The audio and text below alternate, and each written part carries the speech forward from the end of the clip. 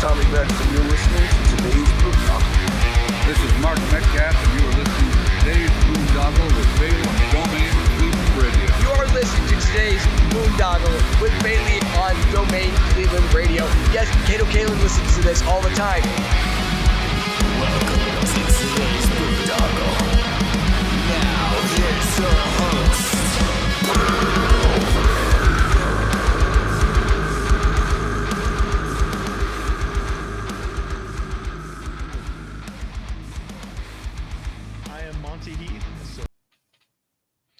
What's going on, everybody? It's Bill Bailey with today's Boondoggle, and catching up with an old friend today, man, talking about his journey in hardcore music. My friend, Brendan Porray. What's going on, buddy? What's up, Bill? It's great to see you. Yeah, you too, man. It's been, I think I forgot when the last time was I seen you when you came through town, but shit, it's been a long time since we like really hung like back in the day, you know? Yeah, it might have been a couple years ago we crossed paths, maybe at one of the places in Lakewood, I think, and then before that, it was a real long time. Yeah. I forget who you were with the last time I saw you. Were you with Madball then too? I want to say it was Madball. I can't think of the venue, but I can picture the backstage area. And then my buddy brought the pizzas or whatever. That's right? it. Yep. Yeah. So that was the Foundry, I think it was, before it ended up moving and stuff. But yeah, man, cool. Well, yeah, we were talking, and I wanted to get, you've had quite a journey in music, man. So I wanted to get you on and share some of your story. But when I have people on for the first time, I like to go like way back. So do you remember what you originally wanted to be when you grew up? I think when I was in school, like younger years, I think I was trying to be an architect at one point, but I think that got a little bit boring, and I kind of changed paths. And I think by the time I graduated, I was like more geared towards like graphic design and visual communications, and that's pretty much kind of what I did as far as a job for most of the time since post high school. Okay, yeah. And then when was it like, obviously, always been into music. What were some of your earliest, influences as a kid? When I was really young, I remember like my parents would have Elvis playing or like country music. They weren't like super music fans, but it would be on once in a while. The Beatles, I remember. Those are probably like the earliest things, like Kenny Rogers, Alabama, Beatles, Elvis. I think those are probably the first memories that I have. And then I moved to Atlanta when I was probably like 5 or 6, and then that was kind of right when MTV was kicking off. So that kind of opened up a whole different world of musical stuff with what was going on at the time. And then I think pretty soon after that was like early heavy metal stuff, like the Quiet Riots, Def Leppards, Judas Priest, Iron Maiden, that type of stuff. And then like when was it like that you wanted to start like playing? I mean, I know you said you got into like graphic design and all that after school, but were you always kind of like picking up an instrument? Or this was before that. I was probably less than 10 in the the 6 to 10 range, like just kind of seeing the stuff on MTV, and I wasn't really doing anything outside of like school band stuff at the time. I think we played like recorder or something early on, and then when I was like probably in 7th grade or something, I think I joined the school band and played saxophone for a few years. And then I was into like I had been introduced to like hardcore and punk stuff through like skateboarding and my older neighbors that were in the neighborhood, and we'd go skating, and they would always play like stuff that I'd never heard and that I thought was pretty cool, but there wasn't really a show element to it at that point in time. It was just kind of listening to like fast, crazy music that I thought was cool. And it wasn't until kind of later when I moved up to New York that I started going to shows like eventually and like wanting to be in a band. It just kind of happened. how old were you when you moved up to New York? 12, 13, I think. And Okay, so you finished school up in New York then. yeah. I was in, I Yeah. think, 7th grade when I moved up. And then shortly after, I think I probably by like 8th grade or something, I want to say maybe ninth at the worst, I formed my first band, and it was kind of like, hey, like this guy's got a drum kit, this guy's got a guitar, like you play bass. We're like, all right, I guess I'll play bass. So that was kind of how it started. Nice. And then like what was as you started like really getting into music and hitting shows locally, like what was the local scene like? It was a weird mix. Like I was in Rochester, New York at the time, so it was we're kind of right in between Buffalo and Syracuse, and they all had kind of vastly different types of scenes. Like Syracuse had a big straight edge scene at the time, and the scene was kind of booming there. Rochester was kind of hit and miss. There was a lot of Nazis at the time. There was a lot of it was a weird thing, and Buffalo kind of had a mix of everything at the time. But Rochester was probably like the smaller scene out of the three at the time that I was coming up. But it was cool. There was a lot of cool shit that came through. Nice. And then when was it that like you started playing like with Contempt? So I had like a couple bands that kind of kicked around, and we did some basement shows and some parties maybe, and then Contempt kind of started in, I want to say, like the fall of 1993, and we that was kind of like the first band that was like serious per se. Like we played clubs and we played out of town, and not really toured, but we do weekends and stuff like that. And Yeah, like that regional stuff or whatever. yeah, Right? yeah, Yeah, just kind of getting out there and yep. getting to know other people in the scene and networking, all that good stuff. Yeah. That was the first band that actually like recorded in a real studio, and so it was a good learning experience. Yeah. Now I remember, like, I forget, like, I'm not going to be good with the years because they're all blurry back in those days for me. Sure. But like, we connected when you were working with the band Godbelow, and you guys came. I think I was living with Frank at the time, Florida Frank, and Yep. and you guys would come play some shows in Cleveland with Ringworm, and then Ringworm would go up there and play with you guys. We had like kind of like that kind of thing going on where you just you become friends and network with bands in other towns, and everybody would like trade shows and stuff. But Sure. where in the timeline is that compared to Contempt was kind of on its last legs by the time I had started a label with Contempt. I did like the first thing that I put out was a Contempt 7-inch in probably 1995, and I did a few other like friends bands and stuff, and Contempt just got to a point where it was like we all kind of had different ideas of what we wanted to do, and we were into other stuff, and so it just was kind of, it wasn't like a bad breakup. It was just kind of like it just kind of fizzled out. Like nobody was really super into it at the end, and so I was still doing records here and there for friends, and I got the demo of God Below, and I knew a few of those guys from their previous band, Blood Runs Black, and Chris used to be in Earth Crisis and Path of Resistance.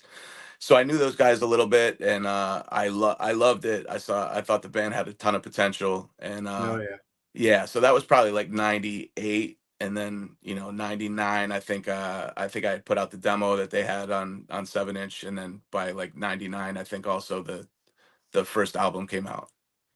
Yeah, and you touched on the the record label, Surface Record. Was that Surface then back then? Yep. Yeah. What kind of led to you starting your own label too? It was just kind of, we wanted to do everything ourselves. We did my friends and I, we did zines, we did, I would take pictures at shows. It was just kind of like the next logical step of, oh, this sounds cool. Like, a bunch of our heroes from back in the day, like, had put out their own stuff. So I was like, yeah, let's give it a shot. So it was cool. Nice. And yeah, like you said, then you you connected with the Godbelow guys, and like I agree, man. It's like, when we interacted with you guys and I got to hear you guys too, I was just like, all right, yeah, man, I'd like to, do what I can to help. And I know like Frank was helping you guys out. You had like I said, trading shows with Ringworm, and I think I was able to get you guys on a few like 216 shows too. Yeah, those were in great. Cleveland, getting some crowds, with the mushroom head guys and everything, get you guys exposed there. And there was some good times, man. I remember you guys would stay at our place, and a bunch of other stuff went down we probably can't talk about, but Sure. it's like Cleveland had a really wild, diverse scene, and there was so many different like elements to that scene at the time. It was really cool.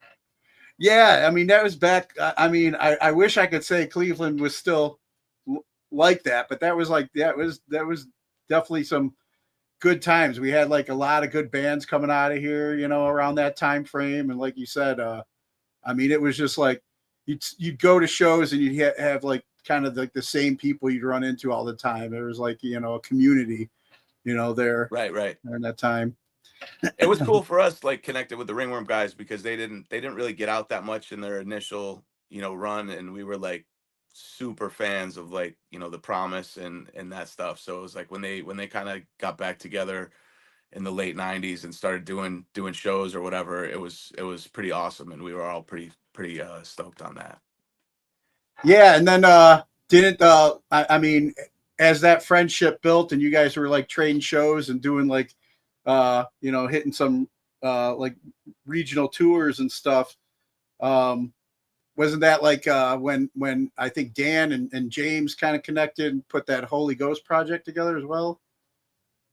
Yeah, that was kind of during that. James had a Holy Ghost demo, and then I think he did some more stuff that maybe Dan got involved in, and then Dan had sang on the second Ringworm album, and we did that split with Godbelow and Ringworm, and that was really cool.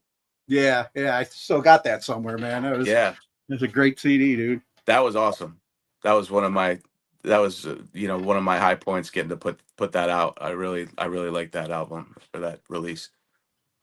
And then as that relationship grew, obviously, and as you were putting Godbelow and everything out there, when the label started, kind of like when you started getting done with the label, when did you start when did like Heat Seeker and some of your other projects start?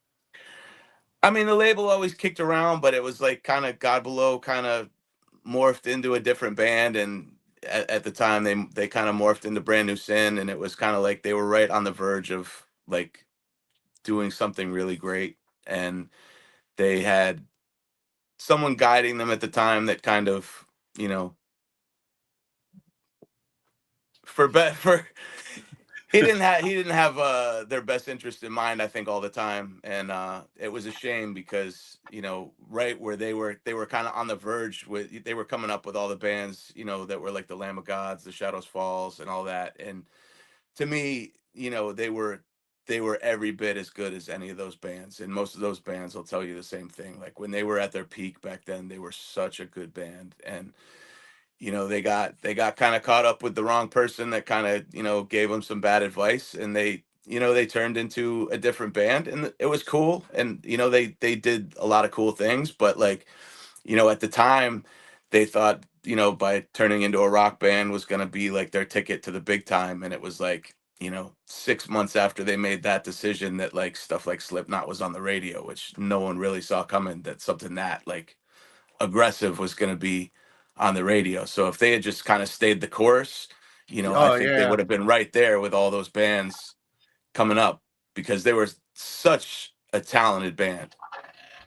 But I forgot about that part when they became Brand New Sin, and I mean, I agree, great band as well, but it was just the timing of it. If they had just stayed the course, they could have done something really, really, really, really great. And they did some cool stuff with Brand New Sin too. Not that they didn't, but Godbelow was a different animal. Oh yeah, and I agree, man. Yeah, it could have. Yeah, So to your I definitely question, got to go back and listen to some of that stuff now. I'm like, you know, yeah, man. I mean, they had demoed a second album, and then those songs ended up turning in. You know, a lot of them got reworked and turned into brand new Sin songs. But like, if that had come out as a Godbelow record, it would have been pretty incredible, I think. yeah, man. So then, as that kind of went where that went, like, what was your as that transformation happened, what was your relationship, or did it start like, you know, your relationship start kind of fading with that group? You know, we're all cool. I was a little irritated at the time with how certain people acted and how, you know, certain things developed, but you know, it wasn't something that was ever you know, it was just better to take the high road and do what I do and not really worry about that. And you know, I'm doing what I want to do right now, so it obviously worked out. So Yeah. So, when did then you go off and do Heat Seeker?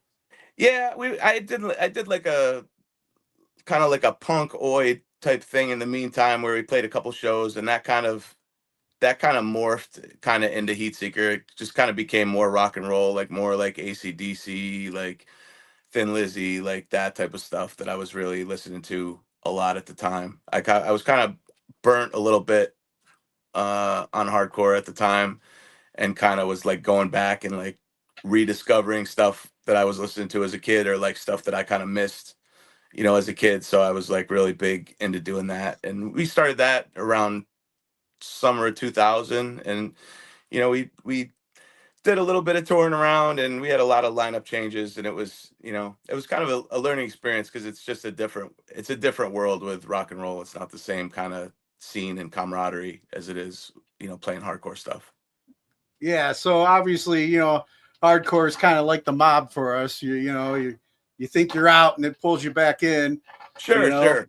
when so you got pulled back in then, what with Borrowed Time? Was that when Yeah, I mean, I hardcore was scene still, pulled you back in? yeah, I was still going to shows here and there, but it was kind of like I didn't have people that I really wanted to jam with at the time. And I had met Aiden, who was the original Borrowed Time singer, and we kind of talked about doing something like a little before that, and it never panned out logistic wise or whatever.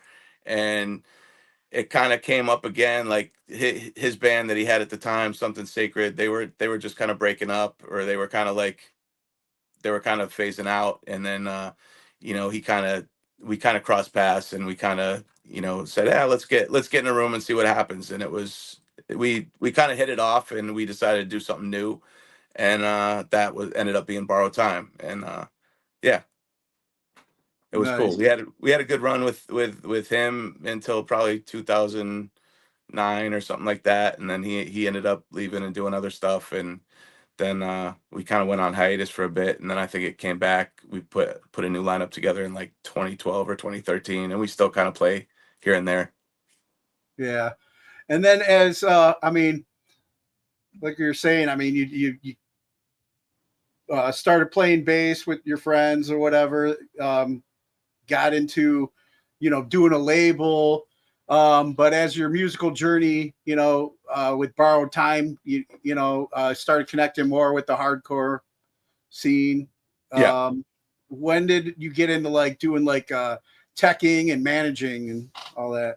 Well, I was playing guitar for Heat Seeker and for Borrowed Time at the time. I kind of, you know, picked up guitar and kind of gravitated towards that for a while, just because it was easier to write songs on a guitar than it was on a bass. And so I was doing that, and then probably 2015 or so, like I knew some of the Madball guys, and they kind of reached out that they needed somebody to tech for a tour. And I'd never teched, but you know, I was like, yeah, I'll give it a shot. So I went and did that. And then that kind of developed into, you know, tour managing, and kind of doing kind of a bunch of different, wearing a different bunch of hats within that organization since then. So you know, I've done that. I've filled in on guitar. I've filled in on bass. I currently, you know, still fill in a lot on bass here and there, and yeah, it just kind of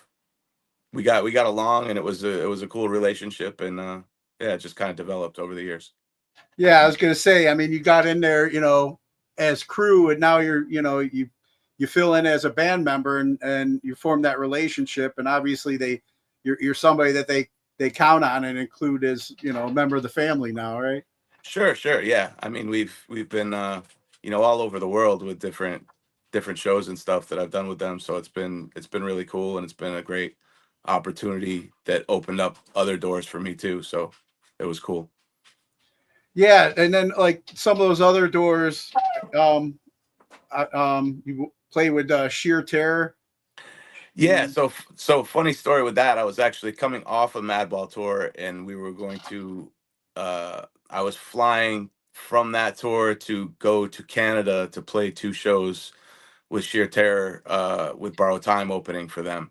And a old friend of mine, an old dear friend that had booked the shows, he hit me up when I was on a layover, and he was like, "Do you want to play bass for Sheer Terror tonight?" And I was like, sure. And I was like, you know, are you like busting my balls? Are you serious? And so I got on the flight, and I didn't have an answer from him yet. So I just like listened to like, you know, a bunch of songs that I knew they would be playing. And you know, I get off the flight, and it's like, yep, it's real. Here's the set list, you know, get to the venue, start learning stuff. So I you know, here's Jason's number at the time, and you know, called him, and he's like, yeah, so you're a guitar player, huh? And I was like, I am, but you know, my buddy asked if I was going to play bass, so I kind of listened to the stuff the last couple hours as a bass player, so I'd rather like play bass if that's possible. So he was like, well, you know, our guitar player, he got stopped at the border, he couldn't get over the border, so he's like, he left his guitar, so he's like, I can play guitar, you play bass, and we'll do the 2 shows or whatever. And I was like, all right, great, sounds good. So you know, I got to the venue, and I learned 8 songs, and we played that night, and it was pretty wild.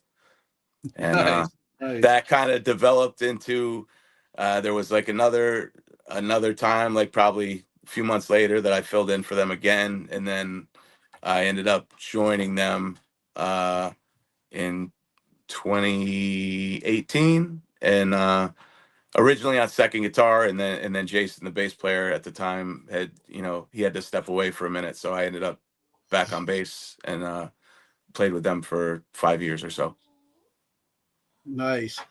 And then, I mean, you know, obviously with it, you know, what's great about like the hardcore family is just like you get in with this group, and then they're friends with this group, and just the networking, and you know, so once you're, I guess they realize, hey, this is a talented and dependable person, you know, Sure. your phone starts ringing a lot more, right?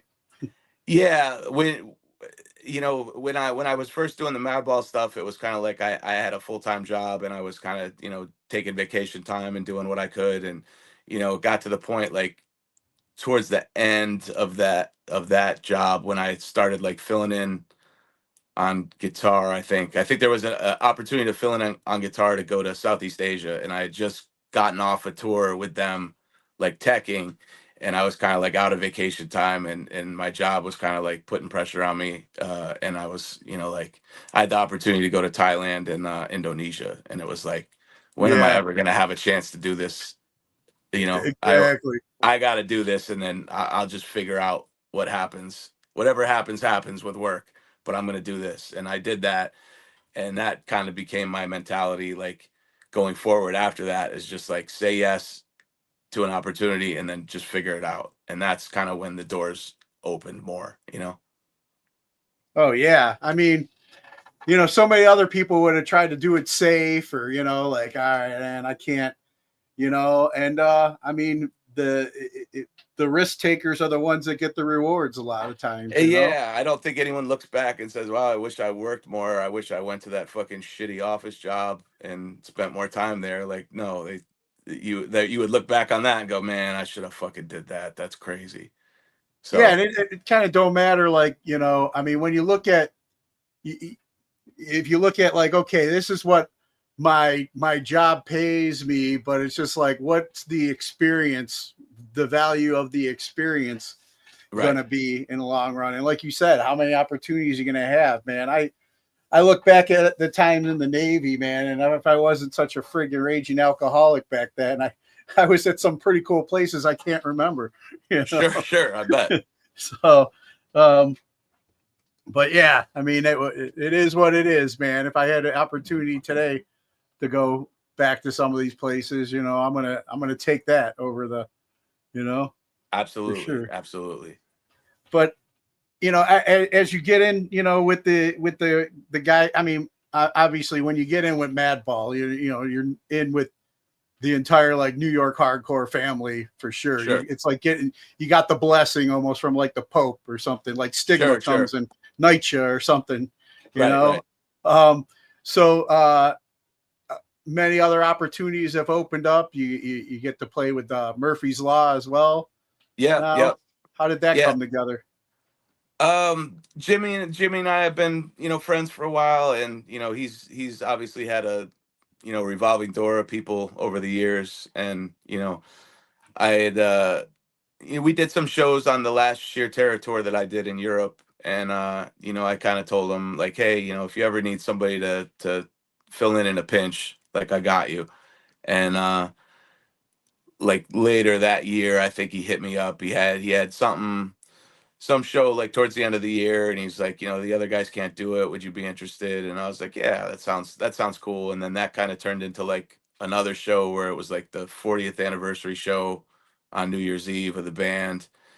And you know, I was like, yeah, that sounds fun, so I'll do that. And then after that, it just was kind of like, you know, would you please like stick around, like me and Walter Ryan, aka Monster. He'd been in a bunch of pretty much every band over the years, and you know, we were both playing in the band at the time, and you know, we were having fun, and so we were like, yeah, you know, let's stick around and let's try to make a run of this. So that was kind of the beginning of 2024. So we've been doing it for the last like year and a half. Nice. And then I know you were telling me, like, you know, you've been involved with Slapshot, Brick by Brick. You know, how is it like I was saying, like kind of like you're known to be the dependable guy, you know, you're talented, and then just the phone keeps ringing? Sure. I mean, it's all our same circle of, you know, brothers or whatever. And, you know, when somebody reaches out and they need help, you know, it's like, yeah, you pick up the phone and you answer the call. So, you know, Mike and Brick by Brick, like we go way back, and, you know, Ryan and Corey and Slapshot, like they're my brothers, and Dom was in at the time. And so it was like, you know, Ryan couldn't do some of the shows at the time, so he hit me up, and you know, I was happy to do it. It was a cool experience. Nice. And then I know you mentioned something too about like doing some work with Suicidal Tendencies. How did that come together for you? So we did a couple tours with Madball opening for them. We did a two runs, and this, you know, the second run, like Mike had pulled me aside like halfway through the tour, and he was just like, hey man, you know, I all my guys are coming up, they're saying, you know, you're helping them out whenever, you know, you're jumping in and helping whenever something needs to be done. And he's like, you know, I see you doing that. And he's like, you know, I just want you to know that, you know, it doesn't go unnoticed and it's appreciated. And I was like, you know, no problem. Thank you. You know, I'm just doing whatever it takes to, you know, help out and make the best show possible or whatever. And so by the end of that tour, he had went to Freddie and he was like, hey, you know, would you be cool if we bring your guy to Europe with us as a tech or whatever? And he's like, yeah, talk to him. And so I was like, yeah, absolutely. So that kind of opened that door, and you know, that it's a great camp, all great people, and it's, you know, another opportunity that was, you know, too good to say no to. It's like, you know, a band I grew up listening to be able to work with them and you know, get to become friends with them, and you know, it's cool. Yeah, for sure. But also just, you know, it just shows, you know, that if you're like you said, if you say yes, but if you also like, you're there, you're learning, and you're available, and you're talented, and you're reliable, that the opportunities are there.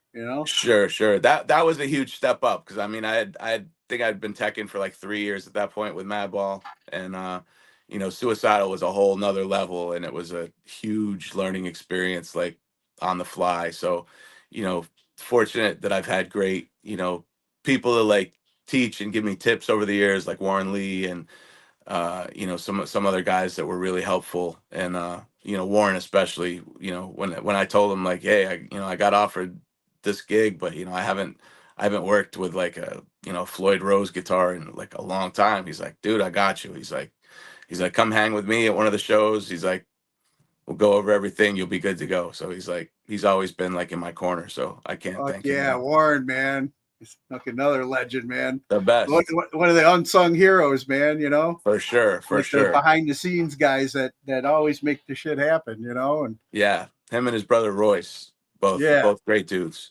Yeah, definitely. Yeah. Once you said his name, I was like, oh shit. It's been a while since I seen him. I remember. Exactly. Yeah, exactly. He was there. He was there from the minute I started doing the Madball gig too. The very first gig he was there. He's like, you ever got a question, like, day or night doing this stuff? He's like, don't hesitate to hit me up. And I met him like back in the 90s, like back in the 25 to Life days. So it's like, I knew him forever. Yeah. I was going to say, who did he originally used to work with?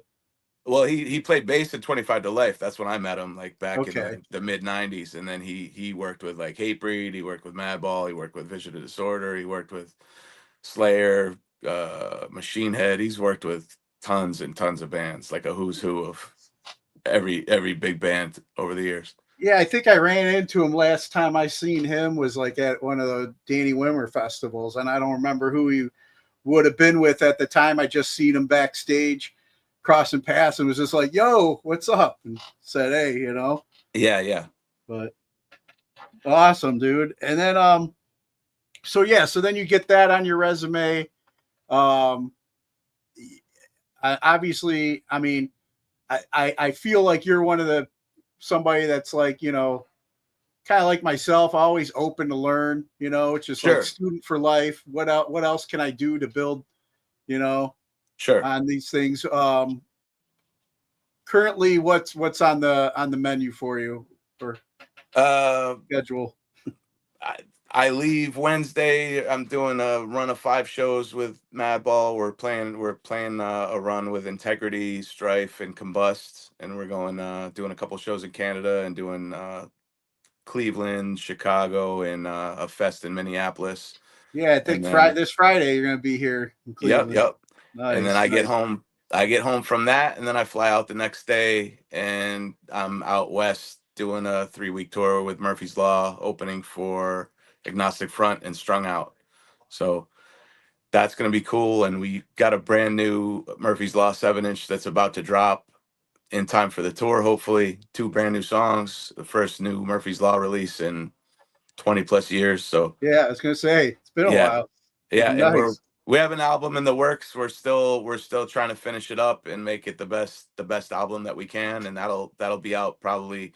At this point, it'll be next year sometime, because we're just taking our time and making sure that it's as good as it can possibly be. Now, the one that you're hoping it'll be out before the tour, are you on that? Yeah. It's two brand new songs that brand new songs, yeah. Yeah. I co-wrote with Jimmy, and we recorded them various points over the last year.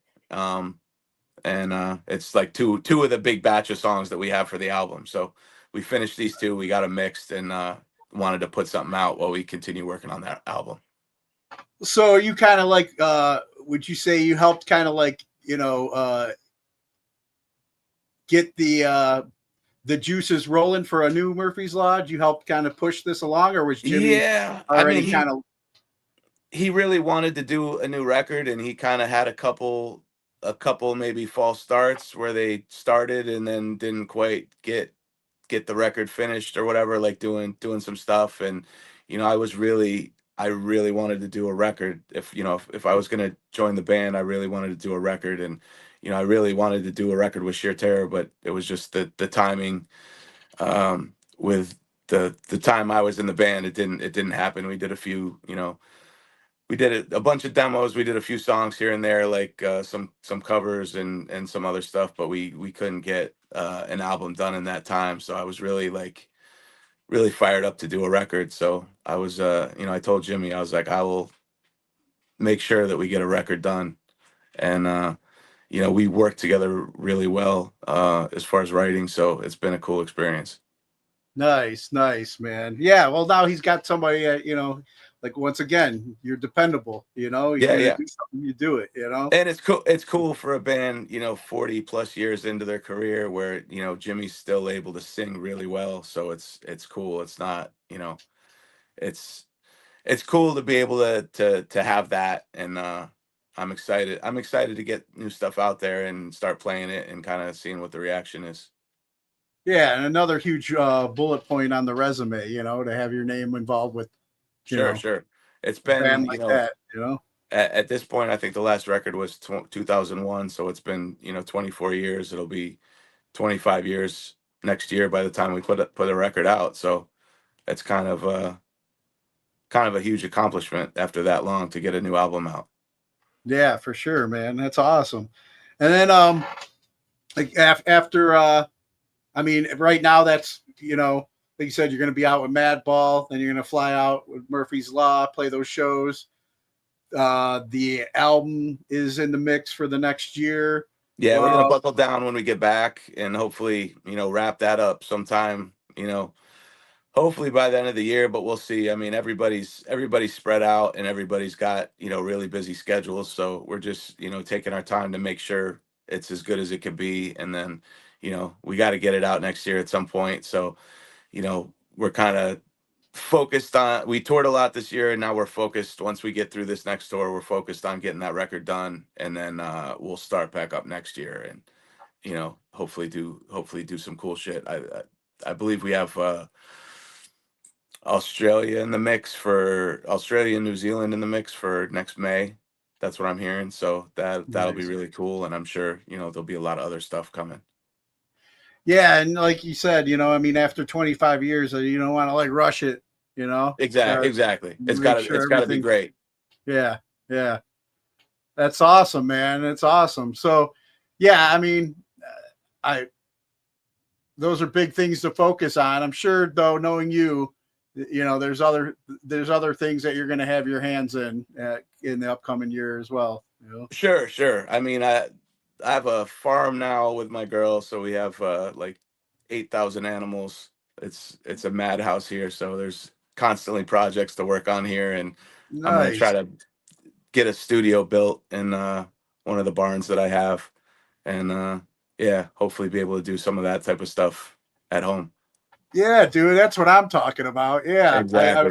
A buddy of mine out by me bought a farm, and he's got dude, it's like a zoo over there. We were over there for a 4th of July party, and it was just damn, man, this is the life, man. This is the way to go. Where are you at now? I'm outside of Geneva, New York. It's okay. Right smack dab in the middle of Syracuse and Rochester. You got yourself some acreage out there now, huh? Yeah, 7 acres. It's nice.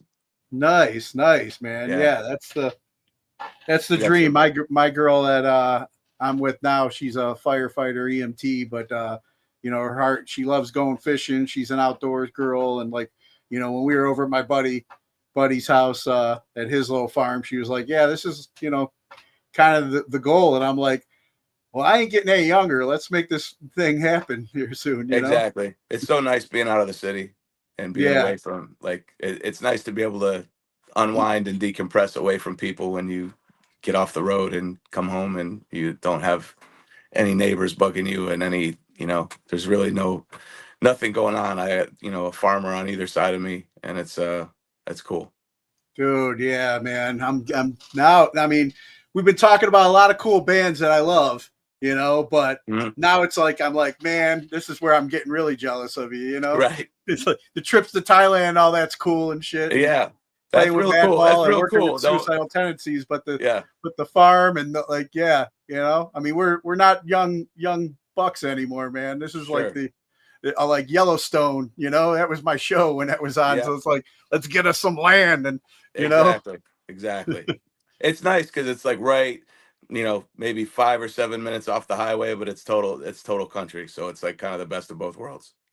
Yeah, nice, dude. That's good stuff, man. Well, maybe when you're off the road for a while, I'll hit you up, see if I can come visit. Yeah, anytime. Be great, dude. For sure. And then other than that, like life's going pretty good, man. You took that risk and now look at what you got, right? Yeah. It's not as financially stable, but it's a lot more fun and it's a lot more satisfying. Yeah, exactly. I mean, is anything really financially stable anymore? Exactly. Way Like things are headed. You're never with looking AI back and thinking, all oh, I that. should have worked more, right? Exactly. You want to have fun and enjoy what you're doing, so it's cool to be able to do that. Yeah, man, that's awesome. I'm happy for you, dude, and I look forward to connecting with you this Friday, man, in Cleveland. Absolutely, looking forward to it. Now, before we get ready to wrap up, man, I want to ask you a couple questions I normally ask my guests that I have on here. Go ahead. I mean, we talked about like a lot of the early influences in music growing up, but who are the top 3 artists that you've been listening to lately? It's a lot of the same stuff that I always listen to. It's Thin Lizzy, Bad Brains, The Cult I love. I've been checking out a lot of stuff my friends are doing, so like that's kind of like most of the newer stuff that I'm hearing is like stuff my friends are doing or like bands that we might go on tour with. I'm listening to their stuff, so that's kind of been like the newer stuff that I've been listening to for the most part. Nice. And then what class do you feel should be mandatory before graduating high school today? There's a lot. I think. I think that the whole education system needs to be revamped to teach more critical thinking stuff, more life skills, so that when you get out of school, you have more skills that are applicable to your life rather than learning some. There was a ton of shit that I learned in high school that I've never used since then. Yeah. I mean, your education, your college has pretty much been, on the road, right? Yeah, I mean, I did 2 years of college, but I mean, aside from like the career specific stuff that I did, the graphic design stuff, I mean, there was like, a lot of math stuff that I never used once I left. Basic math, obviously, yes, but there was some classes that were mandatory at the time in college, and it's like, why am I doing this? Like, this has nothing to do with what I'm doing, and I'm never going to use it, and I never have used it. So yeah, some of those prerequisites, on like women's studies or something like that, Sure. Teach people how to balance a checkbook, how to sign a lease, how to read that type of stuff and understand what's going on, like shop classes. Like I wish I did more of that stuff. Yeah, exactly. Like, I mean, number one I get usually is, like you said, balancing checkbook, finances, and paying taxes. Right. Yeah, all that stuff. And like, I don't think there was any of that stuff that I learned in school. I learned it all elsewhere. So, that was a lot more valuable than, trigonometry and stuff like that. That when do you ever use that? Yeah. Unless you're in a field specific to that. Yeah, exactly. And then who are 3 people who've inspired you and you can credit for making you the person you are today? 3 people that inspired me. Musically speaking, two bands that I would say that kind of changed my life would be Bad Brains and Agnostic Front. They were 2 of the first bands that I got from my neighbor, like on a cassette of like hardcore bands, and they really opened a lot of doors for me, and really really changed the path that I think I was on. So like I give credit to that. Like as far as like people, like, you know, my grandfather was, you know, a strong person, I guess, in my life that I loved and looked up to. I don't know. I would say, you know, in terms of doing what I do with teching and stuff, Warren was certainly a huge help, and someone that, you know, I learned a lot from and still continue to learn a lot from. So credit to him for that. And Yeah, you know, man. Massive shout out to him, man. absolutely. Good dude. And then are there any like causes or organizations that you support and encourage others to check out? Uh, I'm a big animal lover, so I encourage, you know, people to adopt animals rather than buy them. We just rescued two little puppies, little pit bull puppies from some scumbag, and you know, the one was really sick. He had parvo, and he just beat that a few weeks ago. So he's healthy. But I've always been a big animal lover and big supporter of those causes, whether it's, you know, rescues. You know, most of every dog I've ever had has come from, you know, a rescuer, something like that, where, you know, you're helping an animal, you're helping an animal out. I've been, you know, vegetarian for 30 some years, from way back, so it's always been something near and dear to me as far as helping animals. I like animals a lot more than people. Yeah, I'm joining you on that one, man, for sure, Yeah, Lily. But yeah, awesome. And obviously you got the your animal sanctuary there now. So yeah. We have 6 pit bulls. We have 4 chickens at the moment. We have 2 birds, 2 bunnies. It's chaos. This is like the quietest it's ever been. I'm shocked that there's not been nonstop barking through the entire interview. nice. And then going way back, favorite toy as a child. Favorite toy as a child. Um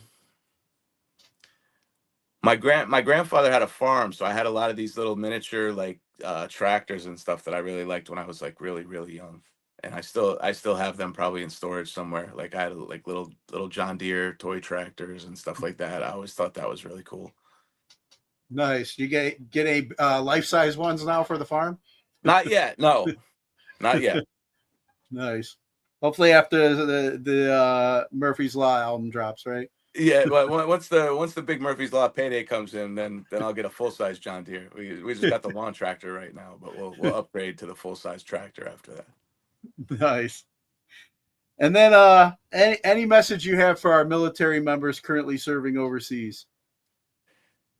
Stay safe. I don't envy anybody that's in the military right now having to fight for the leadership that we have over the last decades that we have. Like I really support what they do for the country and for protecting our freedom, but I really hate the government, and I really hate that they have to be at the whim of the people that are leading our country. For, you know, name any president over the last 20 years or plus that, but, you know, especially it's just, Yeah. it's crazy, and I couldn't It imagine. don't matter what side of the aisle they're on, man. They're all two wings of the same bird, man. There's terrible shit going on, and the more people that realize that it's the same bird, like you said, it's nuts. People are so divided right now, and it's just it's a terrible thing what's happening in this country right now. Yeah. Like I was actually listening to some Madball at the gym earlier today too. You know, I always one of my all-time favorites. But yeah, I love I mean the message is there. So you hang out long enough with those guys, you know, hey, you know, speak up, man. This, you know, pay attention to what's going on. Yeah, absolutely. With our government, you know. People are too divided, you know, arguing about like trivial bullshit that they're not seeing the big picture and what, you know, all the people in charge are doing, and you know, all the shady shit that's going on, and it, you know, with all the wars going on and all the, you know, potential wars that are about to start with all the crazy shit happening in the world, it's nuts, man. I couldn't imagine. And it's like, I wish people would understand. It's just like, you know, all these little like trivial things that this country's fighting each other over. It's by design, you know. 100%. If we all got set and it's like that movie They Live, man. Put the glasses on, you know. Exactly. And not enough people are putting the glasses on. Yeah, exactly, dude. Well, Brendan, man, it was great catching up with you, man. It was good Pleasure. talking, getting some of your story out there, man. Thank you for having me. It was a great time. Yeah, of course, dude, of course. And look forward to connecting Friday night here in Cleveland. Absolutely. Before I let you go, you mind doing one last favor for me? You got it. Just cut a promo ID for the show. You just introduce yourself and you're listening to today's Boondoggle. Sure. This is Brendan from Murphy's Law, and you're listening to today's Boondoggle. Awesome. Brendan, thanks a lot, brother. It was great talking with you, man. Great catching up. Thank you. I appreciate you. All right, man. See you this week. Take care. All right. Bye. Bye. All right! Listen up! Hold on to your seats. Grab your girls, grab your beers. Hey everybody, this is Charlie from Anthrax, and you are listening to today's Boondoggle. This is Mark Metcalf, and you are listening to today's Boondoggle with Bailey on Domain Cleveland Radio. You are listening to today's Boondoggle with Bailey on Domain Cleveland Radio. Yes, Kato Kalin listens to this all the time. Welcome to today's Boondoggle. Now here's your host.